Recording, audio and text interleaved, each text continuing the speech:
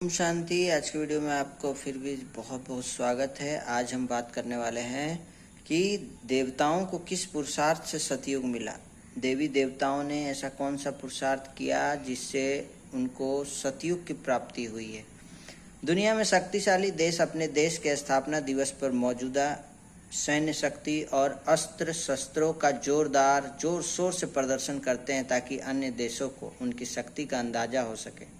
अन्य देश आक्रमण करने से पहले 1000 बार सोचे, फिर भी उनको अंदर बहुत डर रहता है। इस कारण हर वर्ष नए नए शस्त्र खरीदते ही रहते हैं। शक्तिशाली वो जिसका मन पर पूर्ण अधिकार है।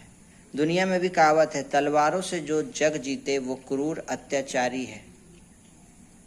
कमजोर शासक की शक्ति बाह्य साधनों में होती है। शक्तिशाली वो जिसका अपने मन पर पूर्ण अधिकार हो और अपने से कमजोर को क्षमा कर सके।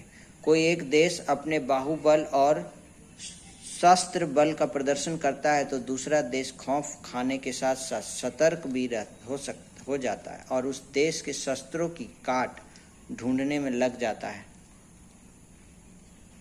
ताकि वो भी बता सके कि हम भी कुछ कम नहीं है। कलयुगी दुनिया में एक दो को डराकर और डरकर अपनी शक्ति का प्रदर्शन होता है। निरंतर खौफ के साए में जीने वालों का आपस में मिलना जुलना, खाना पीना, भाषण आदि भी सुरक्षा घेरे में कैदियों की भांति होते हैं। बाहुबल से विश्व पर राज्य नहीं हो सकता। बाहरी देश का आक्रमण न भी हो तब भी अपने ही देश में भाषा भेद, प्रांत भेद, धर्म भेद, मत भेद के कारण उपद्रव होने का डर सरकार को निरंतर सताता रहता है। बढ़ती महंगाई, महिला सुरक्षा, कुपोषण, व्यसनाधीनता, प्रदूषण, दुर्घटनाएं तथा देशवासियों की मूलभूत जरूरतों को पूरा करने आदि में सरकार को बहुत समय, शक्ति और धन का व्यय करना पड़ता है। अर्थव्यवस्था को सुचारू रूप से चलाने, कानून व्यवस्था को दुरुस्त रखने, विकास दर को स्थिर रखने, दूसरे देशों से आने वाले घुसपैठियों पर नज़र रखने आदि के लिए बहुत मंत्री और मंत्रालयों का कारोबार चलता है। आम चुनावों के लिए भी बड़ी सरकारी शक्ति लगानी होती है। भगवानुवाच है कि विकारों के अधीन हुआ मानव बाहुबल से विश्व पर राज्य नहीं कर सकता। प्रश्न उठता है कि वो कौन शक्तिशाली है जिसने सारे विश्व पर एक छत्र राज्य किया और वह राज्य किस विधि से पाया था। तो आइए जानते हैं सतयुग की विशेषताएं। कैसे देवी देवताओं ने पूरे विश्व पर राज्य किया था। ईश्वर खुद आकर अब सतयुग से लेकर कलयुग अंत तक के पूरे कालचक्र का रहस्य उद्घाटन करते हैं कि सतयुग और त्रेता युग में पूरे 2 युगों तक देवी देवताओं का समूचे विश्व पर एक छत्र अटल अखंड राज्य था। उस राज्य में इंसान तो क्या जानवरों में भी आपसी प्रेम था। शेर और बकरी भी एक घाट में जल पीते थे। हमले की कोई चिंता नहीं थी। लश्कर या अस्त्र शस्त्र रखने की आवश्यकता नहीं पड़ती थी। रिश्तों का आधार स्नेह और सहयोग का आदान प्रदान था। राजा और प्रजा सभी के पास धन धान्य की विपुलता थी। सभी के पास महल नुमा घर था। हर एक की अपनी असीमित उपजाऊ जमीन थी जिस पर लहलहाती खेती और बाग बगीचे थे। सोने चांदी मणिक मोतियों से भरी हुई खानियां थी। तो वहाँ पे कोई गरीब नहीं होता और हर साधन उपलब्ध होने के कारण सभी के जीवन में इच्छा मात्रम अविद्या थी, अर्थात अनासक्त थे।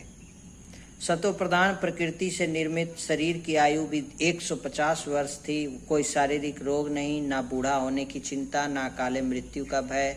इसीलिए ना कोई दवा खाने, ना कोई हॉस्पिटल था। प्रकृति भी देवताओं के आदेश पर कार्य करती थी। भूकंप, बाढ़, अकाल आदि कुछ नहीं होता था। देवताओं की आत्मा और शरीर दोनों ही पवित्र थे, इसलिए उनके हर अंग का गायन है। कमल मुख, कमल नयन, कमल कर्ण, कमल हस्त, कमल पदम आदि। चरित्र संपन्न जीवन होने के कारण वहाँ न कोई विकार, न चोरी, न ठगी, न महिला सुरक्षा का सवाल, न पुलिस, न पंचायत, न ही न्यायपालिका ही होती थी। एक धर्म और एक भाषा थी।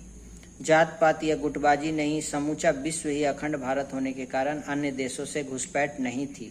राजा सर्वगुण संपन्न, 16 कला संपूर्ण, मर्यादा पुरुषोत्तम था। इसीलिए राजा को कोई मंत्री या मंत्रालय की जरूरत नहीं थी। राजा समस्त प्रजा को एक परिवार की तरह देखता था और पिता की तरह पालना करता था। विज्ञान का संपूर्ण स्वरूप होने के कारण कोई प्रदूषण नहीं, कोई नुकसानकारक चीज नहीं, दुर्घटना का डर नहीं। पौष्टिक अन्न और कारोबार भी थकावट रहित था, इसीलिए आलस्य की भी कोई बात नहीं थी। हर समय चेहरा हर्षित होता था। मोहजित होने के कारण न तो किसी से बिछड़ने का भय था, न किसी के बिछुड़ जाने का भय था। भले ही वहाँ पर नंबरवार पद थे, महाराजा महारानी, राजा रानी, साहूकार, प्रजा, दास दासी, नौकर आदि, लेकिन उन्हें अपने भाग्य से कोई शिकायत नहीं था। अब सवाल ये है कि देवी देवताओं ने कब और किस कर्म से यह सौभाग्य प्राप्त किया था। यह सौभाग्य कलयुग के अंत और सतयुग के आरंभ काल के संगम युग पर साधारण नर और नारी रूप में सर्वशक्तिमान परमात्मा की श्रीमत पर श्रेष्ठ कर्म करके हासिल किया था। जिस श्रीमत का शास्त्र श्रीमद् भागवत गीता है, अब उसी गीता ज्ञान की पुनरावृत्ति हो रही है और स्वयं परमात्मा शिव आकर श्रेष्ठ कर्म करने की श्रीमत दे रहे हैं। ईश्वरीय ज्ञान और सहज राजयोग के नियमित अभ्यास से आत्मा स्वराज अधिकारी बन जाती है। जैसे अन्य धर्मों की स्थापना के आदि काल में कुछ न कुछ विघ्न और विरोध हुआ, ऐसे ही यहाँ भी व्यक्तिगत और संगठित रूप से विघ्न और विरोध का सामना करना पड़ता है। लेकिन ये विघ्न और विरोध न सिर्फ अपने पूर्व जन्मों के विकर्मों के हिसाब किताब चुकता करने में सहायक साबित होते हैं, साथ साथ भविष्य में राजाई करने के अनुभवी भी बनाते हैं। इसलिए ये विघ्न और विरोध शुभ संकेत है। परमात्मा पर अटूट निश्चय और धैर्य की शक्ति से बड़ा शस्त्र इस दुनिया में अन्य कोई नहीं। ईश्वरीय मत पर चलकर ऐसे श्रेष्ठ सौभाग्य के अधिकारी बनने का शुभ समय अभी है। तो ऐसे बनते हैं। देवी देवताओं ने ऐसा पुरुषार्थ किया कि उनको ये सतयुग की प्राप्ति हुई।